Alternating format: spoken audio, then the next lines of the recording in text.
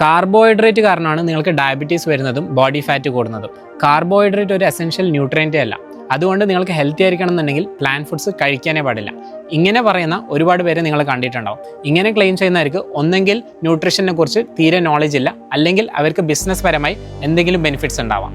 കാർബോഹൈഡ്രേറ്റിൻ്റെ importance അറിയണമെന്നുണ്ടെങ്കിൽ നിങ്ങൾ ആദ്യം നമ്മുടെ ബോഡിയുടെ എനർജി സിസ്റ്റം മനസ്സിലാക്കണം.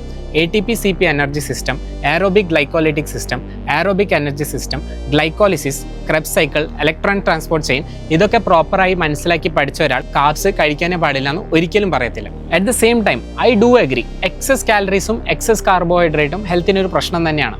അതേപോലെ ഫോർ എക്സാമ്പിൾ നിങ്ങൾ 10 ലിറ്ററിനേക്കാളും കൂടുതൽ വെള്ളം ഒരു ദിവസം കുടിക്കുകയാണെന്നുണ്ടെങ്കിൽ നിങ്ങൾ കണ്ടിന്യൂസ്ലി ഒരാഴ്ച കുടിച്ചാൽ ആ ആൾ തന്നെ ഇല്ലാതായി പോകും. എന്ന് വെച്ചിട്ട് നിങ്ങൾ വെള്ളം കുടിക്കാൻ പാടില്ല എന്ന് പറയും? ഇല്ലല്ലോ. Same applies for carbohydrate.